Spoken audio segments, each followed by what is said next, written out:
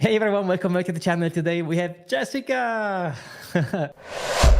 You have a fantastic Instagram profile. We were discussing it off camera. One of my favorites I check every morning. So guys, in the comment down below, I'm going to link Jessica's profile. So please check it out because it is incredible. And before we jump into your amazing life experience, how are you doing today? I'm so great. I'm so great. I cannot thank you enough for reaching out because this is going to be such a fun conversation. I can already tell. How does someone become a mindset coach? I mean, where everything started? It's not actually something that I set out to be. It was something that kind of just showed up in my world. So I was introduced to a company when I was really young. I was like early 20s. And I built a large sales team in that company. And I ended up in a lot of the leadership positions, a lot of the public speaking positions, standing on stages, doing a lot of training, sales trainings.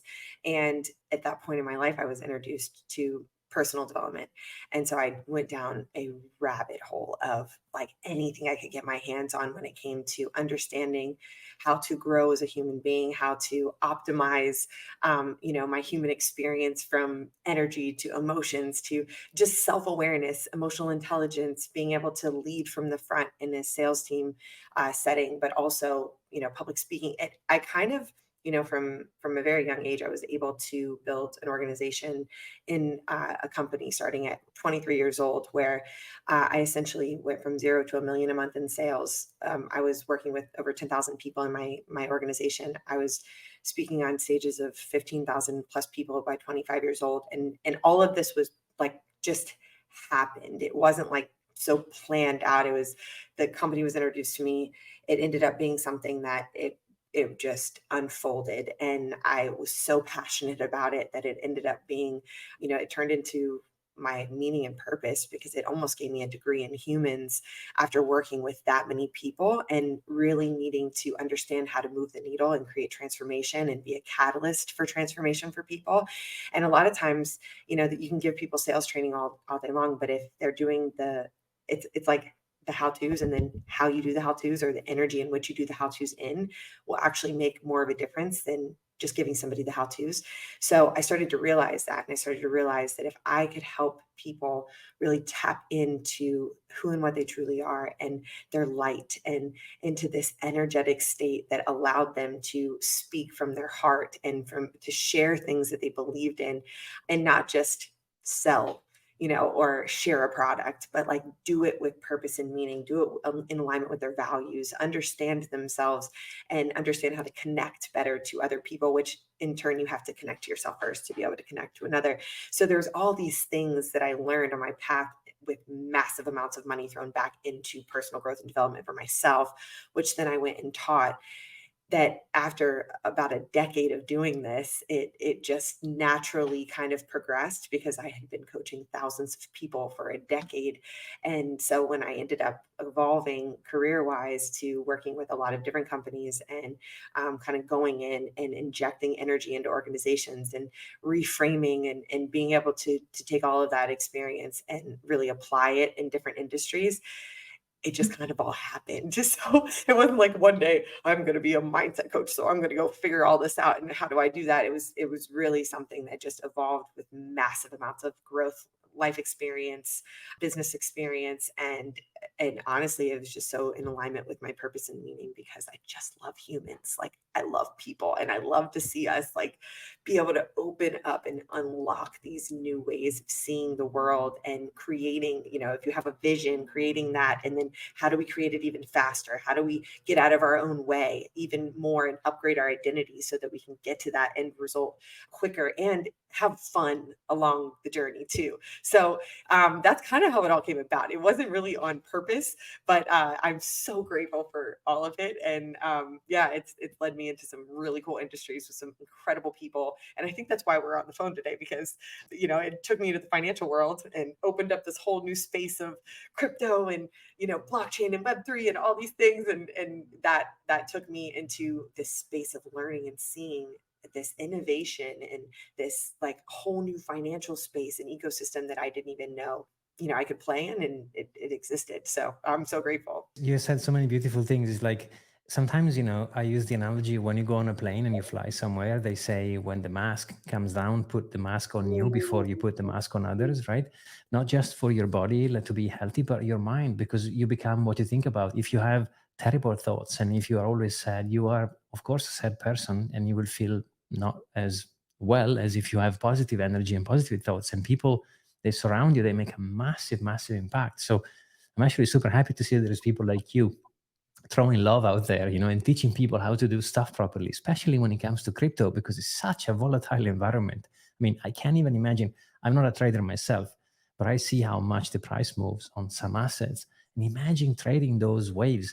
I mean, if you don't have someone like you keeping you in check, it could be extremely dangerous for your health, not just physically, but also mentally. Yeah, if you're in trading, I mean, your nervous system can go on a roller coaster if you are unaware of, just all of the reactionary opportunities that you have to go on that roller coaster is so huge in the volatility of these different markets. So that was the first time. This is the first time I've actually experienced that. I came from more so building sales teams, and so they get a lot of no's, and in their no's they have to overcome these feelings of rejection and different things. And trading, I mean, there's so much out of your control that you have no idea is going to happen, and you can get so locked in to, the volatility of a market and allow your emotions to follow.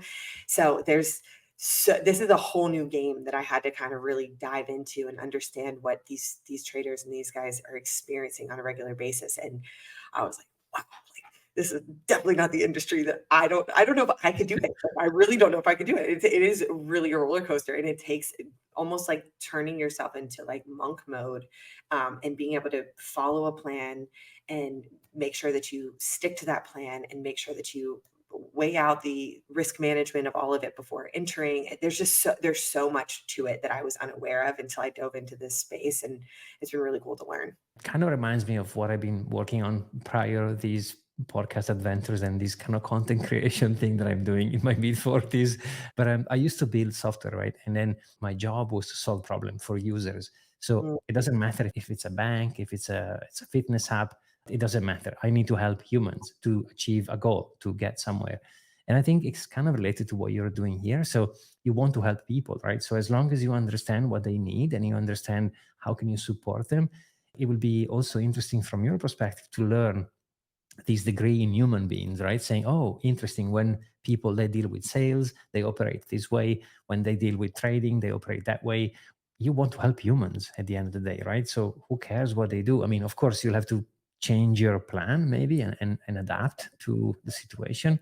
But I think it's fascinating to see that you are actually helping people first, right? Whatever the job might be. absolutely. I mean, that's my favorite thing to do, and it's just been something that has is so in alignment with my purpose every single day, to wake up and to help a human being be able to unlock whatever it is that could potentially, whether it's limiting beliefs or past stories, or it's taking all of the boxes that we've been put in our life and breaking all of those boxes and realizing we have no lid. We don't need to have all of these stories that aren't serving us. We don't actually, half of the time, a lot of the stories that we're kind of having run in the background that are subconscious we're not even aware of those stories. There's stuff that was just kind of like instilled in us when we were kids from just the environment that we were living in, and we're not even aware that that's actually in our operating system that we're making decisions because of. And that's half the time, it's just like a journey of awareness. It's a journey of questioning, why do I think this way? Is this serving me? Why am I creating, is that story that I'm telling myself over and over and over again, is that something I actually want to come true? Hmm.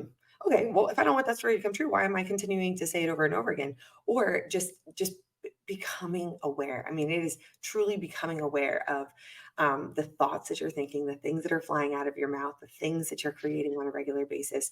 It's very easy to actually become aware of all those things if you do like a quick little week audit. It just 1 week, just walk around your life and just become hyper aware of the things that you're saying, the things that you're thinking when you're brushing your teeth in the morning, the things that you're, reading or listening to. Is that serving? Is that necessarily the most positive thing?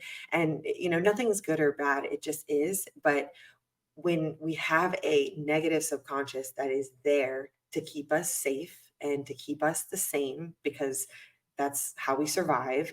If you're unaware that that's there operating to keep us in that place, then you almost have to create infrastructure for yourself if you would like to have a new result in your life.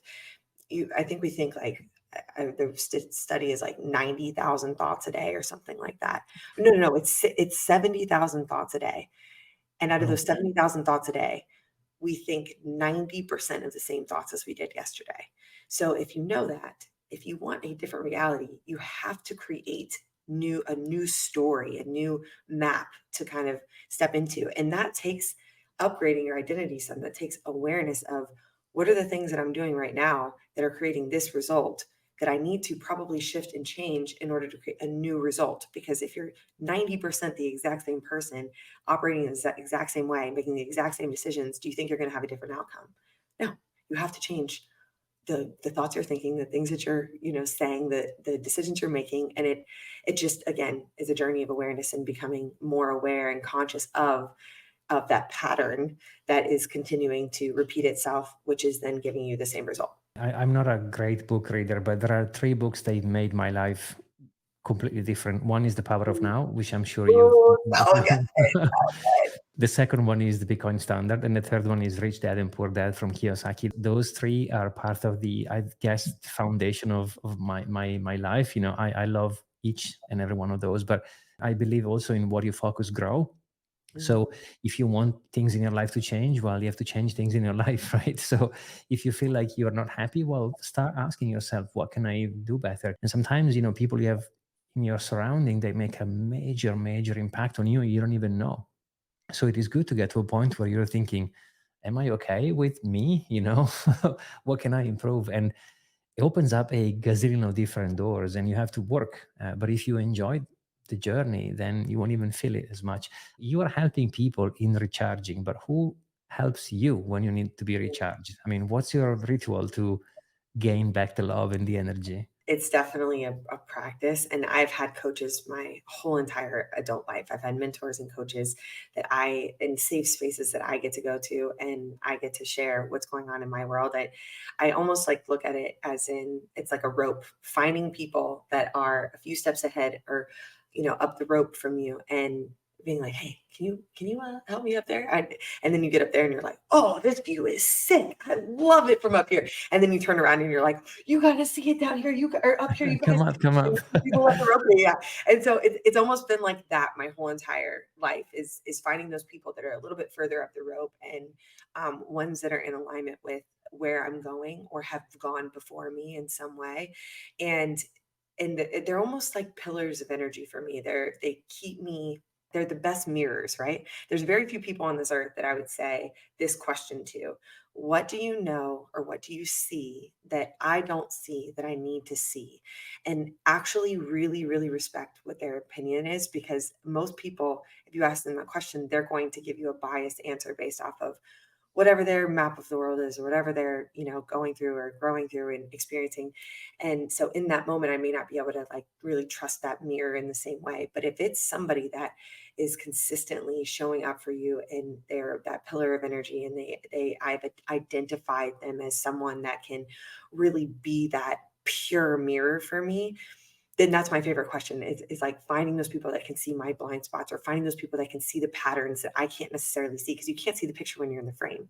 And it's very challenging sometimes when you are the person that's constantly pouring back into everybody else and then you don't have anybody to have that same, reflection back with you. And so I've always had those people in my life or found those people in my life that can reflect that mirror back to me and see what I can't see in those moments that I need to see something. So it's people. And then it's also routine. I'm like obsessed and addicted to personal growth and development. Every single day, I start my day with listening to something incredible. I start by taking care of myself, mind, body, and spirit. That it doesn't look the same every single day or every single morning, but there's always intention around how I start my day and build momentum in the right direction. And if I see something switch in some way energetically, I have tools in my tool belt that I can go to get myself back, whether that's breath work, whether that's moving my body physically, walking around outside, you know, whether that's listening to something, you know, an audio or a good book or something that's going to start, because it's our focus and our attention on something is typically, and then on top of that, what you're making it mean.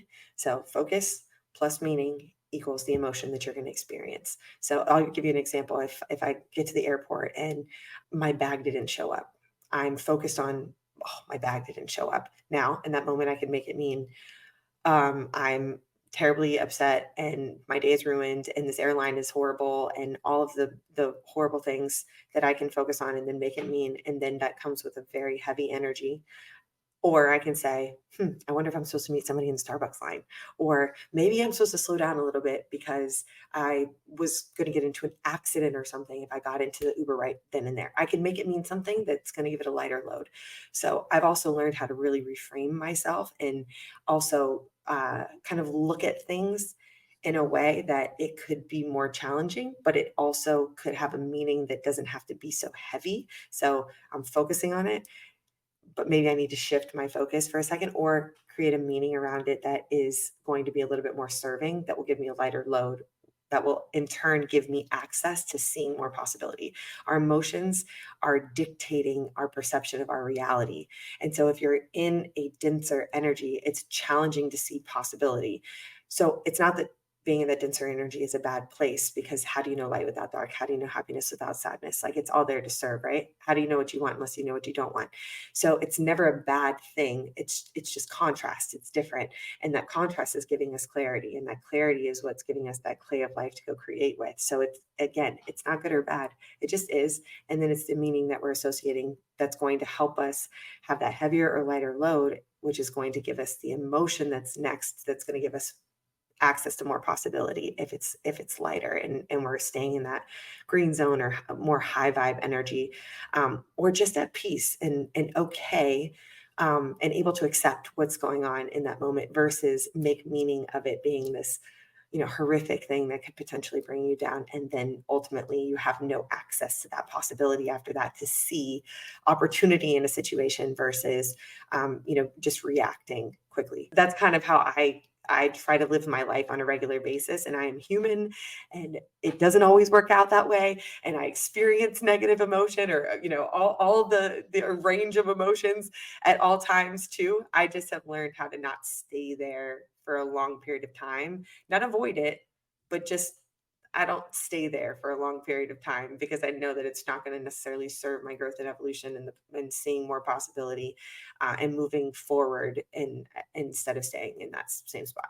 I call it like a color hunt. For example, when something happens to you, which could be good or bad, well, first of all, these two will pass either way. So nothing Well, stays like that forever, right? And second of all, is like exactly like you said, imagine something happens to you and is quote a bad thing. If you're focusing too much on the bad things, you only find other bad things, right? It's like finding a color.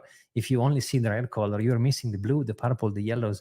So of course, I mean, no one is a Buddha. Something is going to happen, is going to stabilize you. Well, be there with it, whatever it is. It might help you to get over with. Of course, you'll have to experience it, but you don't have to identify yourself as in that position. And I also think, like you said, which is super important, I've seen in my little experience, having people around you, sometimes some relationships, they have to end. You need to go, not because you're bad, better or worse. It's just like whatever that was, it's time to move on to the next friend or to the next thing. Sometimes it's not actually healthy having people around you. They don't want the same things because they will drag you down, or maybe you will feel you can't achieve it because your surrounding is not helping you to get to the goal.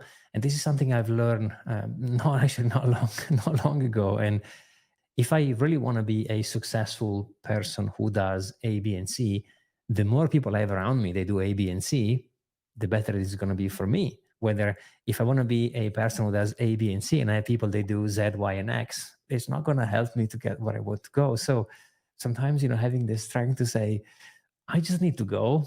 It's okay. I'm not better. You're not worse. We just like eventually we will find each other again, but I just need to go and do my thing. Like we were saying earlier, different people behave in different ways, but maybe there are patterns in their behavior as opposed to maybe sale people have weaknesses in some areas, whether traders have in others. Have you identified this kind of thing, or is more like a generic toolkit you have and you use with all the humans? Just to piggyback off of what you just were talking about a second ago, and then I'll go down that road. We are the sum total of our 5 closest associations. And so is our bank account, so is our mindset. I mean, it is insane how if you put 5 really, really successful people around you at all times or that think in a certain way, you will start to think in that certain way. You will start to operate in that certain way. It's wild if you curate your environment, you curate your associations and the people that are around you. You can almost guarantee that you will show up as that because of just the fact that that's all that you're seeing. And so we end up we our brain moves off of reference points. And so we think something is possible. It's just like the, Robert Bannister running 4 minute mile. And then all of a sudden everybody's running the 4 minute mile. It's curating your experience, curating your environment, curating your associations to be where you would like to really move toward. And you're going to get there 100 times faster than hanging out with 5 people that do not see that same thing and do not have those same, reference points or don't. You will 100% move into that frame that they're living in if you're constantly around them. So I love what you said about, sometimes people's paths cross and then they kind of move away and then, they may come back. But I mean, ultimately, we're all moving based off of our values and what we're in most in alignment with. And those values are changing too and evolving as we evolve because we're never the same person. We're always evolving. So being in alignment with those people that have those same values it's just so important. So I just wanted to just piggyback off of what you just said because it's so impactful when people realize that it can change everything. And I've watched that happen for me in so many areas of my life when I have curated those associations and those environments to be conducive to where I'm going. So yes, I wanted to say that humans and traders, I've definitely seen across the board there's no difference between traders and most of the same things that were popping up in a lot of the other industries I've worked with. It's very similar. Like if something is going on at home with any of them, in their relationships or anything, it's affecting their trading. If something's going on in their health, it's affecting their trading. If something is going on, so it's really like the full person as a whole, really digging in to see all of the different areas that are kind of what's going on in all of the different buckets. It's not most people that come to me and they say, Jess, this is going on in my trading and this is going, I'm like, okay, well, tell me about everything else that's going on in your life too, because that's probably going to weigh in a little bit on your perception of your reality and your decision making. If you're really red zone in your relationships and you're not doing well there, you're not going to show up and sit in front of a computer and be in monk mode, looking at trades. There's probably going to be something. It's almost like we're little Wi-Fi networks. And when you've got a bunch of people or things on your network that are pulling on you, your speeds aren't going to move as fast, right? So it's like that. It's unpacking anything that could be slowing down your speeds and seeing what it is that is shifting the way that you are able to see clearly to be able to make decisions from that centered space. And I think with traders, there's a level of patience that is necessary. There's a level of consistency of following through on a specific plan because it's very easy to get swayed in trading because there's so many people on Twitter saying this and the market's doing there's all of these things in your ear that you're trying to understand. And if you're not a technical trader looking at charts with no emotion based, just moving based off of that, then you're really kind of being pulled in a lot of different directions from a lot of different sides and people. And the narratives that are going on in the world of trading, a lot of them are there to serve the bigger behind the scenes institutions that are trying to drive the price down so that they can get in at a better price. And if you follow those narratives, or you get sucked into those narratives, then you're probably also going to make some wrong moves and then be kicking yourself because you don't have that technical knowledge to be able to see it without emotion.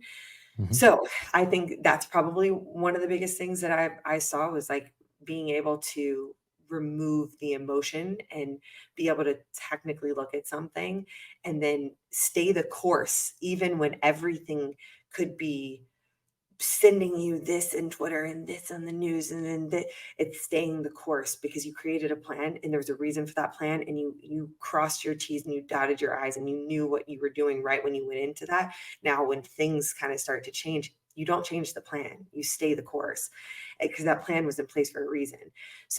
And that's where I think I saw a lot of people kind of like waver a little bit more or let the emotion of the FOMO or the fear start to play into, okay, now I'm going to go revenge trade because I just made a poor decision because I didn't follow the plan. And then if you didn't, journal around those things, those mistakes that you had made, then those lessons weren't necessarily learned. Then you go learn it again.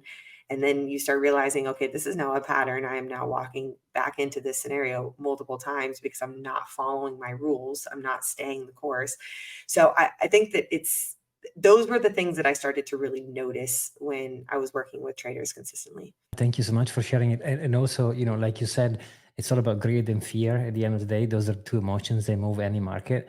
And crypto is brutal. Like he moves so much in so little. So if you are someone who's been trading other commodities or other things for a bunch amount of years and you go into crypto, it's like, first of all, it's not Monday to Friday. It's just like every day, 24/7.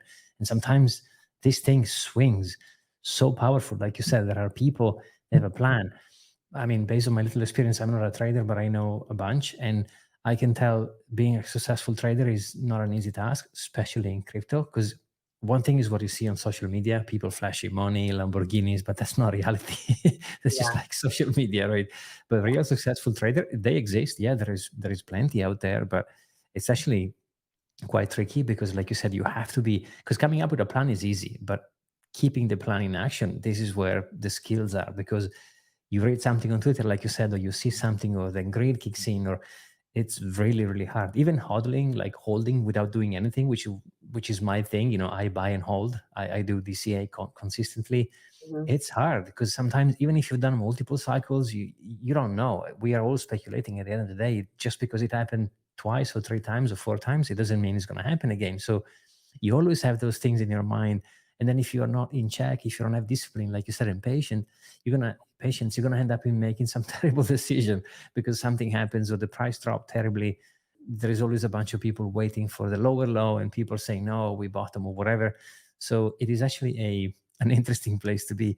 And going back to what you said before, which was super interesting, what I found, and I wanted to double check it with you because you have a ton of experience in the area, is that when you have people, they've achieved what you want, they will most likely help you. For example, when I shared my journey to become a content creator at the 45 kind of years old mark, and I had a very successful career, so I was basically at the top of my career. So people thought I was completely nut, and I lost it entirely. It's like, dude, why are you doing this? You've been working your entire life for getting to where you are now, and now that you got it, you want to go somewhere else. And what was interesting to me was this: that all the people in my old surrounding, they were taking me down, saying, no, don't do it. You are embarrassing yourself. You have an accent. You don't even, you blink a lot, you move your hands. Just just don't go on camera. Stay what you know, because you're doing a good job. But all the other people, they, on the other hand, I've met here in my move to Dubai, they just said, good, just go home and record the video. Who cares? Let them say whatever they want to say. If this is what you want to do, just go home and do a video. That's it. And I was like, isn't it interesting that people I've known for a bunch of years, they're supposed to be my friends, my rocks. They're telling me not to do it. And the people I've never met, they are actually indeed successful. And now my friends, they told me, just go home and record, man, and who cares? Why are they pulling me down? I mean, why don't they, I would have never, if I had a friend who she or he or they want to do something, just go for it. As long as you're happy with yourself, who cares? Like, you're always, it's never too late to change your life, right? Because at the end of the day, like you said, you have to keep yourself in check. Am I happy? No. Okay. What am I going to do about this? That's, for me, is everything. I don't care what happens on the outside. Everything comes within. So I can react to whatever I want. So you can do whatever you want. The universe can do whatever he wants or she wants or it want. But then it's up to me to react. So what's my reaction to it? That's everything for me. But people usually don't want to say that, because that means they are taking responsibility, right? Because if you know that it's on you, then you have to accept the fact that you can make it or break it. And I think some people like the autopilot and they like to blame other things. Oh, it's not my fault. It's happened because of that thing. Or she said that. My boss made me upset.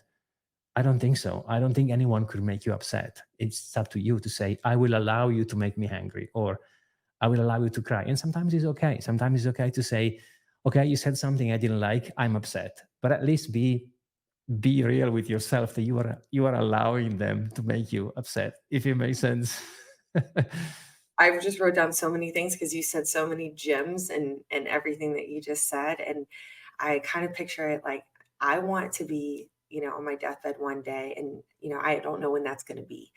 But the day that that happens, I want to be able to flash my life back like a movie. And I want to be like, wow, I freaking had a ball. I loved the person that I was. I'm so grateful for taking those steps, for getting out of my comfort zone, for creating, for making the impact I wanted to make, for saying, for doing the things that I was terrified to do in that moment.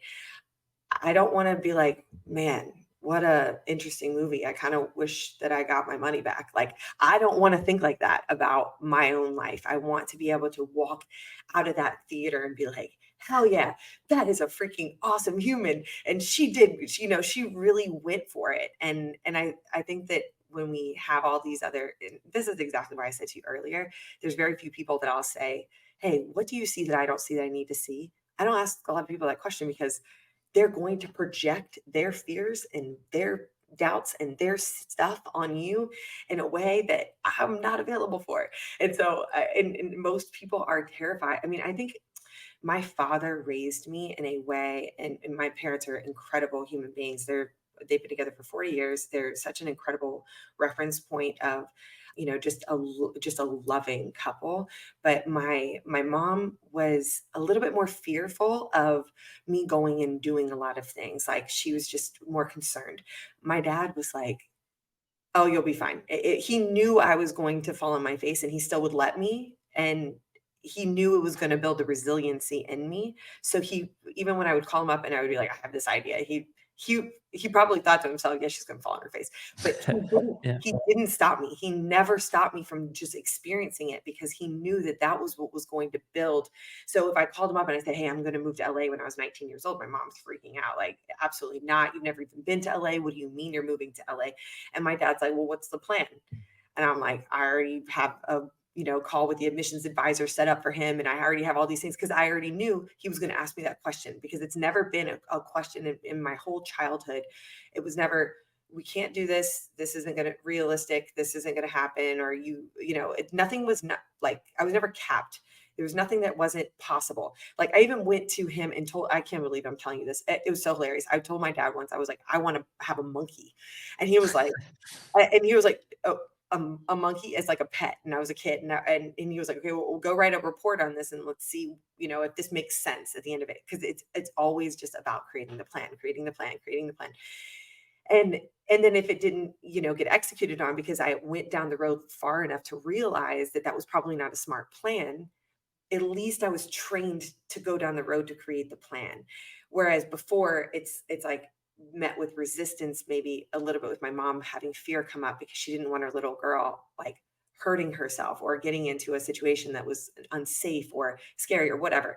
My dad let me fall like over and over and over and over again. And I think that that's really, really important to build resiliency in realizing that every single thing that happens in our life is there to train us and to build that resiliency and to give us more tools in our tool belt to be able to go and expand. It's getting comfortable with being uncomfortable. If you want to grow and expand on a consistent basis in your life and have new results, you have to get comfortable with being uncomfortable, because that's the only place. The unknown has never let you down, and you've got to go into the unknown spaces in order to have a new result. And those are the scariest spaces, because your body and your mind are basically fighting against it, saying, what is this? No, no, no. So when you're expressing that to a person in your life that cares about you, they're going to have their fears show up and share those fears with you, not even realizing that that's just a projection of why they would be terrified to go be on camera or do those things. It has nothing to do with you.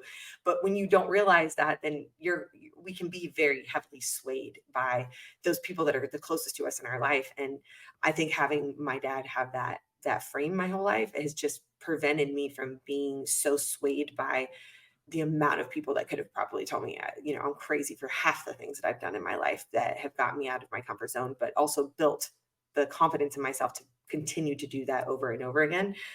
The thing that I wrote down that was really important that you hit on was taking full responsibility.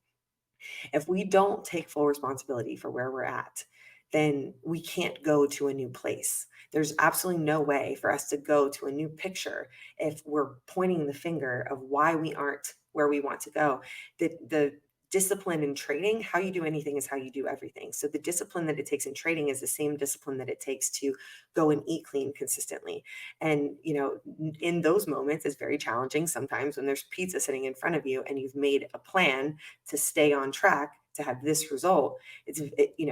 The pizza is screaming your name, or the pumpkin pie, in my case, that's sitting in my refrigerator right now around the holidays, it's screaming my name. And having one bite versus taking, the biggest piece of the pie, like it's a discipline. It's one of those things that you have to get adjusted to, realizing that I have to take responsibility. If I go eat that huge piece of pie, that I now am not going to get to the result that I want as fast. And that's on me. And I can't blame the pie. I can't blame, my friend for giving me the pie.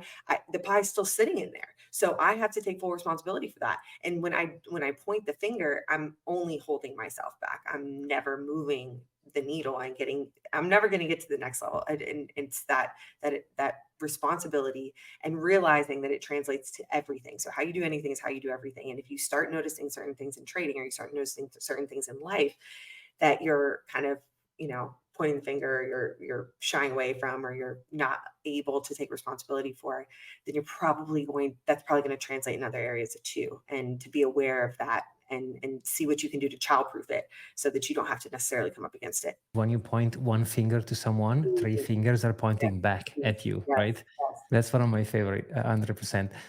Crypto. Okay, crypto. We touch your background. Amazing. You explain everything so well. I'm so glad we're having this conversation, by the way. I had no idea what financial system, what money was to begin with. I had no idea. I thought my education I had in life was enough to teach me how to do things like, go to work and save money on your bank and then you'll be fine, right?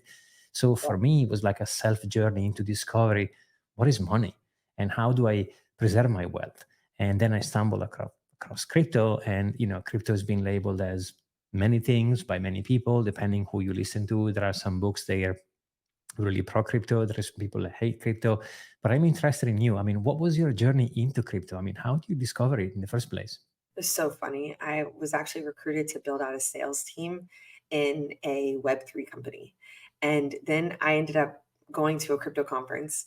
And then I was like, okay, these people are kind of like it. Well, when I got to the crypto conference, it was really funny because they had all these like after events and they had all these, fun things going on around it that I was like, this is kind of like a music festival or something. Like these are a bunch of eclectic people from all these different backgrounds and walks of life all coming together for this like, bigger picture. And they're seeing this technology and they're seeing this evolution in the way that we are operating with decentralized finance. And just I saw this whole new world that I really did not know existed, but I really enjoyed the fact that every single human being was from some different background or walk of life. I had never been in a place other than a music festival where I look around and I'm like, this is the most interesting, eclectic group of human beings that I've ever come across from every background and walk of life that all see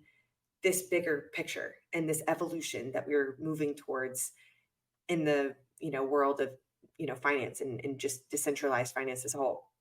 So that's what introduced me to it. Then I started to obviously like look into it more and understand it more. And I understood the cycles. And then I was like, okay, there's actual patterns to this. This is not just something that's just this volatile thing or this thing that's, there's history and there's actual. Now, I think that this is going to be an interesting new run that we're going to go on because this is a new landscape where we've got regulation coming in. We've got bigger institutions coming in. We have AI that's now being introduced to the equation. So I think that this bull run is going to be a very interesting one because there's all these new dynamics that could also participate in changing the landscape of it. Which who knows? It's again all up for speculation, but I think it's really going to be an interesting bull run this next run. But I have a fire lit under me more than I think I ever have because I've been dropped in with technical traders for the last year to where I actually started to be able to see and understand charting a little bit more and realizing that you can really back this whole thing up and see in charts all of the different things that could potentially happen. And then even when you're in the, right now with what's happening, you can chart certain things and have, specific, you never know. Obviously, it's still speculation, but there are ways to be able to see certain patterns and kind of have ideas around what direction it can go. And then if it does go in this direction, then this is probably what's going to happen next, or potentially could happen next, which changes the landscape of just kind of like the bull run is on. Everybody, the bull run. It's like, okay, well, no. We had a little pop. There's some things happening in the background with BlackRock and all those things, and people are excited, and but who knows? Like it may come back down and retest. Like who knows? Who knows? There's some things that could happen. So that I think this is really really fun for me because I was first introduced to this whole world in a way that was just very generic and broad. Then I was thrown in with a bunch of people that have been technically analyzing this for 20 plus years. And so I got to also dive in and see how that's done. And then being able to kind of see on a macro view of what's going on with the regulation and holding a lot of Twitter spaces that I had huge panelists that were from all these different backgrounds, all these different markets and sectors that also created a lot of perspective on how the market's going to move together and what the potential is around that. And it gave me such a clear picture and a massive sense of urgency to go put as much skin in the game as humanly possible before the bull run does start. And I think that there's anybody that's watching that's like, oh, I don't have the analysis, or I'm brand new to crypto, or I'm trying to figure out how to position myself in this way. It's really, this is a long-term play. And you brought up DCing earlier, and this is a long-term play. And right now, DCing is probably a very, very smart move because it's going to all dollar cost average out. It's all going to make sense long term. But right now, we are sitting in the best seats that we could be sitting in because it's going to happen. It's just a matter of like when and how big. I completely agree. And I love the fact that, I don't know, karma or whatever you want to label it, that you kind of been thrown in to help a bunch of people in, fixing some of their issues and helping them solving some problems. But then at the end of the day, you've got back some stuff. Because I think this is how the universe works, right? Okay, besides the fact that it's a new experience, you moved to Florida and all those amazing things. But also I think from a karmatic level, I think, you helping them, one of the most things that I love about life is when you do generally help someone, you will get something back. Maybe you don't even know, you won't even feel, but if you open yourself enough, you will see that the most beautiful thing you can do is help others because you are helping basically yourself. So fascinating, your journey. I'm actually super excited. I'm 100% with you. I agree 100%. I'm also massively invested in crypto. I think it's the best thing we have. And exactly like you said, if your time frame is long enough, no one has ever lost money so Mm. far. Of course, in 2 months, in a day, things can change really quickly. We're now at 30 something thousand. We could go back to 10. Yeah, of course, everything is possible. But it's most likely that in 2 or 3 years, we won't be at 30,000 anymore. So I would also advise the DCA, dollar cost average, in the way, like in and out, of course, because now it's time to DCA in, but there's going to be a time where you DCA out. If your strategy is to accumulate as much as Bitcoin as possible, which is my plan, of course, I want to use a portion of my portfolio, not everything, but a portion of my portfolio. I want to use it to multiply my Bitcoins because I don't care about fiat. I don't care about dollars. I just care about as many Bitcoin as possible. So there is definitely a time in which you want to accumulate.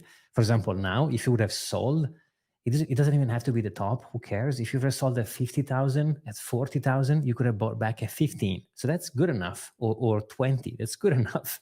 So if you learn those easy rules and you have enough, patience and discipline, and your time frame is long enough, you're gonna make it. I've never met anybody that had lost money in 7 or 10 years in crypto.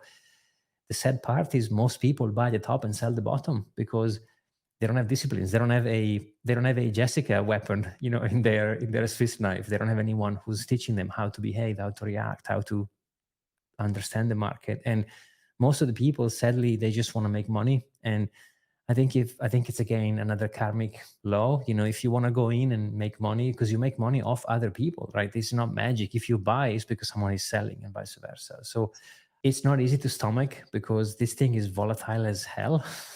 Sometimes when you look at your portfolio, it's like, holy cow, I'm down this much. But technically, you're not down if you don't sell their unrealized losses, right? So I couldn't agree with you more. And it's almost felt like a little bit of a responsibility because I was dropped into all of this and given the knowledge and the wisdom and the perspective. I'm actually creating right now, and I've partnered with one of the top crypto analysts to create setups for people so that they understand like just the very, very basic, how do I get into this? How do I onboard? Because it is so confusing when you first are introduced to all this. There's so many, there's all these platforms. There's how do I do this? We've talked a little bit. You shared with me prior where it's where do I store it? There's so many question marks when you're first getting started in the crypto space, and then you've got the altcoin market, and then you've got the Bitcoin market, and you've got all of these different things that people are trying to understand. And and then if you go back to the stock market cheat sheet, so there, it's a really, really cool cheat sheet that actually shows you the human emotions. And if you look at that stock market cheat sheet, it's the exact same thing for the crypto space. People, there's the huge run up.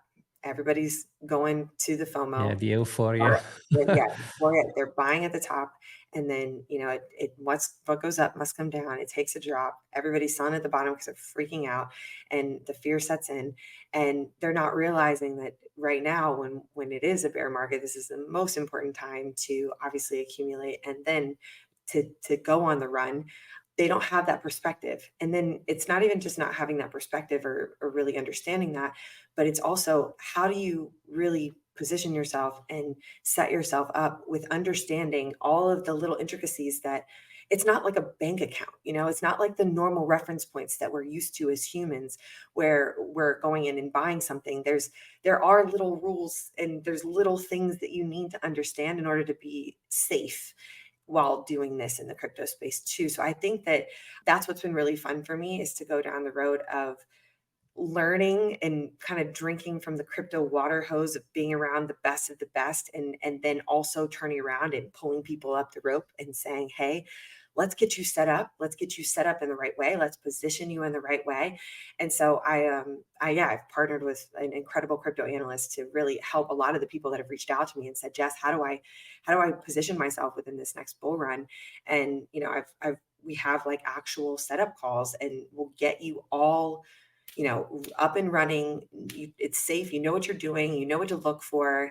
You're a part of a group of human beings that are not going to let you fail at this because you're listening to the outside resources that you don't really even have a list of the right resources. So you're just going online and you're trying to find, information, but you don't even know if it's the right information. That's really challenging too. So that's something that I've been really passionate about creating for people, just because I feel very fortunate to have been put in the best of the best scenarios to be given the right information with the right people and have the right perspectives and cut my learning curve so much by being around all of that, that I want to make sure that I'm presenting that and creating that opportunity for other people as well. So yeah, I'm very passionate about that.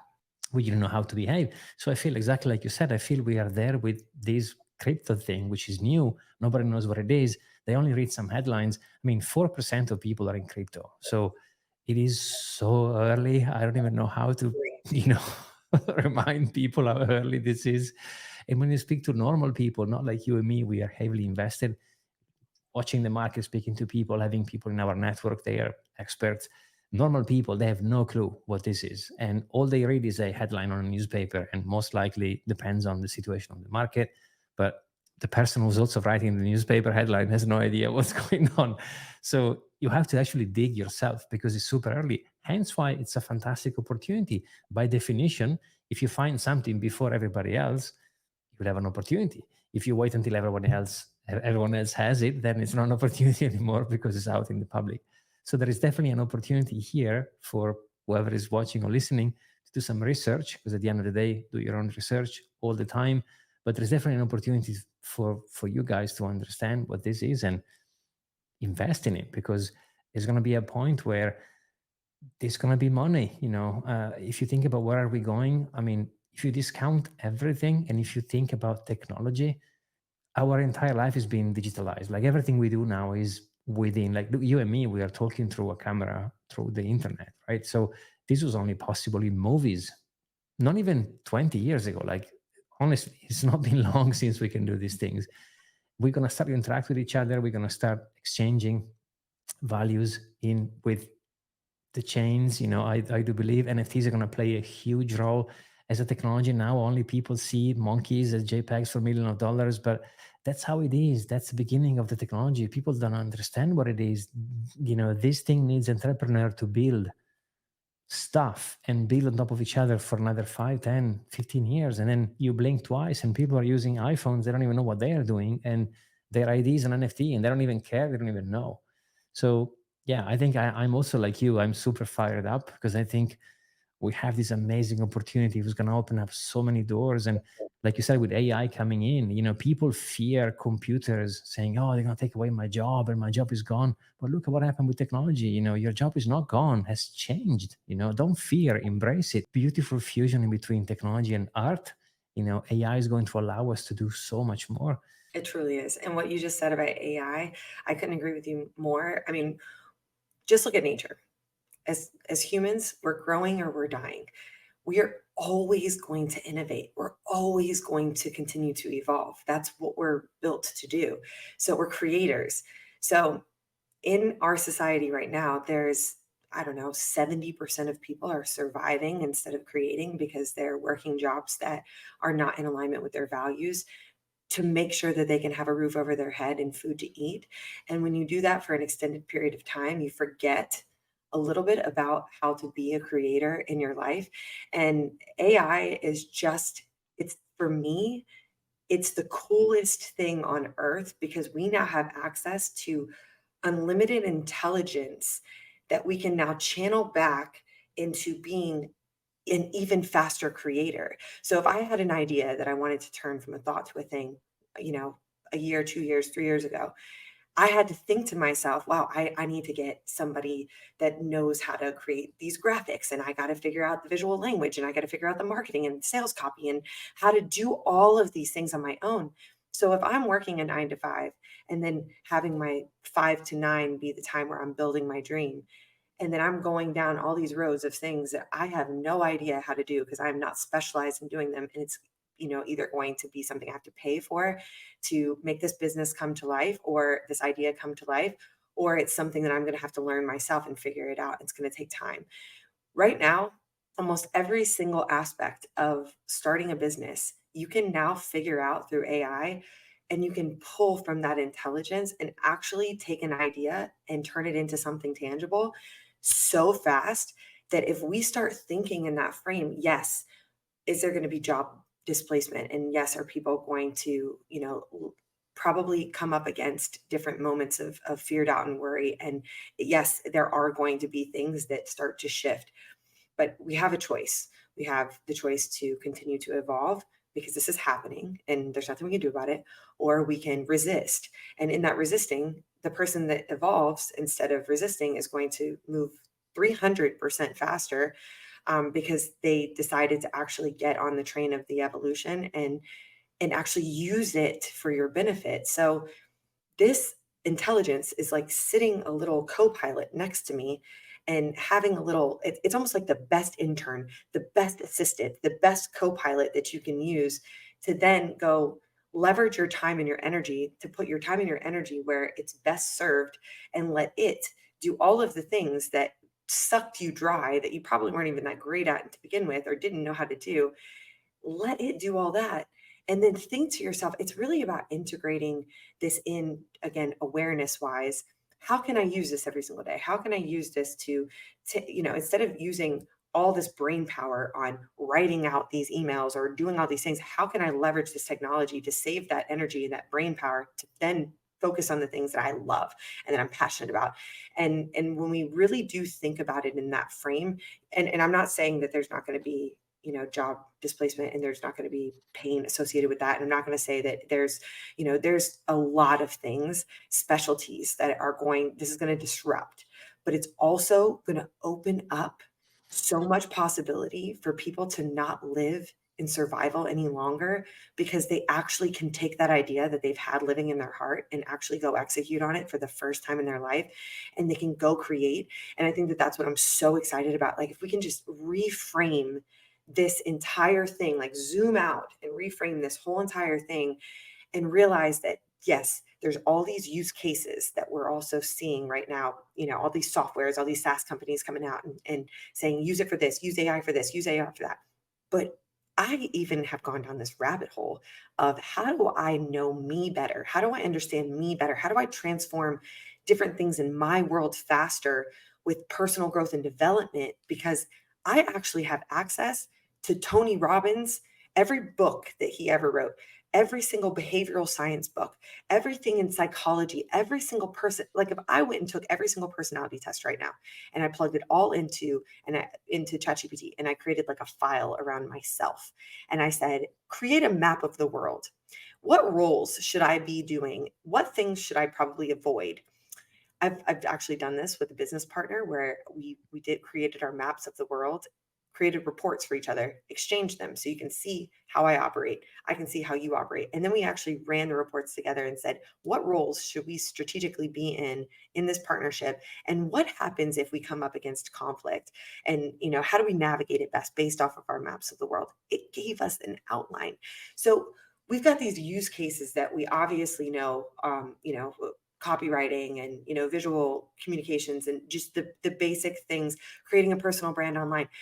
I even had it write me a workout the other day before I went to the gym. I had it write me a grocery list the other day, based off of the food sensitivities that I have, but with new recipes. Like, you can use it for everything. I had a friend say that she had it, write love notes for her husband based off of his love language. I mean, if we just start opening up our awareness to, what if we had access to all of this information and we got to ask it questions through those frames?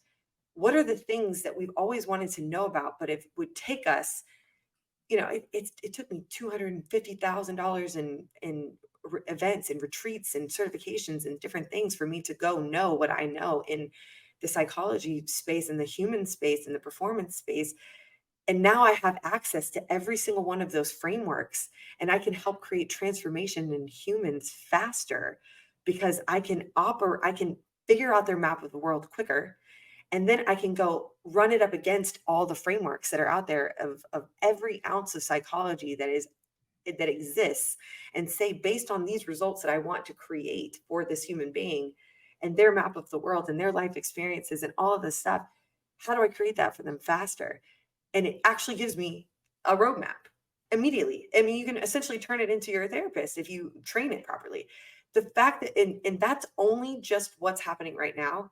Give it 2 months, give it 3 months, give it 4 months, give it 5 months, give it 6 months. We don't even know where this is like truly evolving to. And it's happening so fast that if a company is not really integrating this into their culture and their DNA and starting to get people to think of how they can leverage this, then they're going to be left behind. And I say that in a way that's not like fear of loss or, whatever. It's like just what's going to happen. This is not a trend. This is the coolest thing if we allow it to be.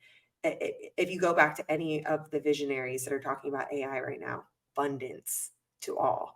And that's the frame we need to run this through. This is technology. It's always been like this. Like if you think about when we invented the car, people they were driving horses were not liking it because it's like, oh, the car, I have the horse, or electricity. I sell candles. I don't like electricity or planes.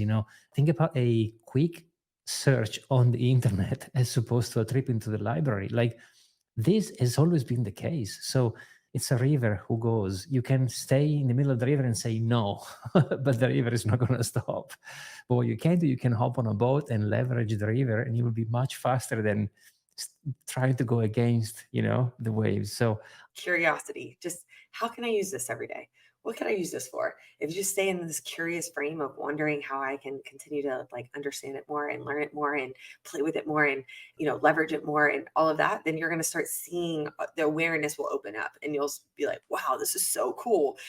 But until you stop resisting that and realize that it's there to serve you, I mean, the human element of everything is never going to be removed.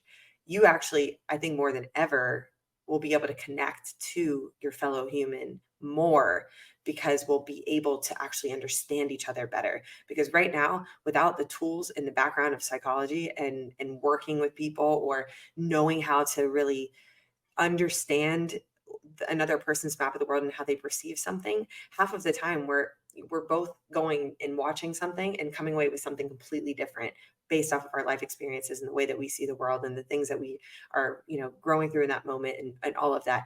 Now we actually have access to being able to figure out how to leverage this to be able to understand each other better and connect in an even more deep and meaningful way, which to me I think could transform if we all come together. It's the separation that I think has created so much resistance. And if we can come together and stop fighting each other or trying, like assuming or creating stories and, all of that, but come together to connect in a more deep and meaningful way.